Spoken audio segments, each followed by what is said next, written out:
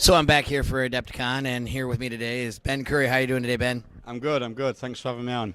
So, Ben, you wrecked hobbies yesterday in the fantasy team tournament. Why don't you go through a little bit of a recap? What happened? Yeah, we did quite well, and although we finished second, and although you've got to play well to do that, we did have a lot of luck at the right times. My partner I was playing with, Walt Nichols, and he had two school cannons, which were just amazing. And whenever we fired them, they were killing things. Whenever people were shooting at us, he was making his ward saves, or they were doing 3 wounds instead of 4, or we had 2 wounds left and they'll do 1, and they were just really good. So the school cannons were great.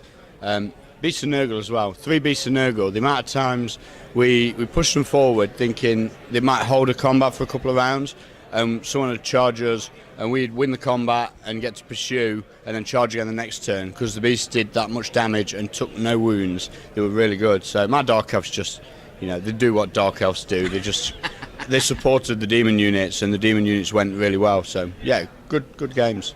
Awesome. So second overall yesterday. Today's championships for fantasy. How you doing so far after round 1? So I played a guy called Peter with his demons, and he turned up with a bloodthirster. So I knew I was going to do well because he's got a 500-point model. I've got 70 crossbow shots a turn. He's only got heavy armour and a ward save. And I mean, one of the turns he rolled, so he had -1 to his ward, so he only had a 5-up ward for 1 turn.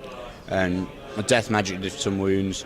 And he's got mainly Khorne army, and his first reign of chaos was the Dark Prince Thirsts, and the Slanesh attacks all the Khorne. And as it was, he didn't actually take any damage. But it was just funny that he's got a mainly Khorne army, and it enraged Slanesh straight away.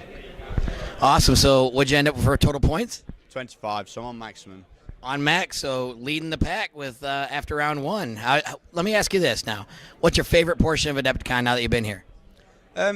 I think it's just the amount of people that are here. The games, you play games wherever, it doesn't really matter. It's just the sheer amount of people. Loads of people come up and spoke to me, and I'm like, I don't know who any of these people are. And they're all like, oh, well, listen to the show.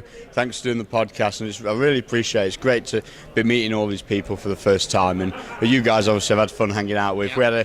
Last night, I don't know if they might have been following on Twitter or on Facebook, pictures have been posted up, but outside of the main hall, there's like a main corridor thoroughfare where there's loads of tables, and it was like the podcast hangout last night, wasn't it? There was loads of us there. It was a really good night.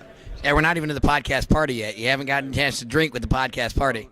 At the podcast party, about 1:30, me and Mark were in the lift going back up to bed, and a guy was in the lift, asked us to come to the party, and I was well up for it, and Mark was like, I'm tired. So in the end we went to bed, and then as I was getting into bed I thought I should go, and there was a girl in the lift as well sort of heckling us, saying, well, why aren't you going? And she wasn't even with us, she wasn't with the other guy, and she wasn't with us. She was just like, oh, I can't believe you didn't go to that party you got offered.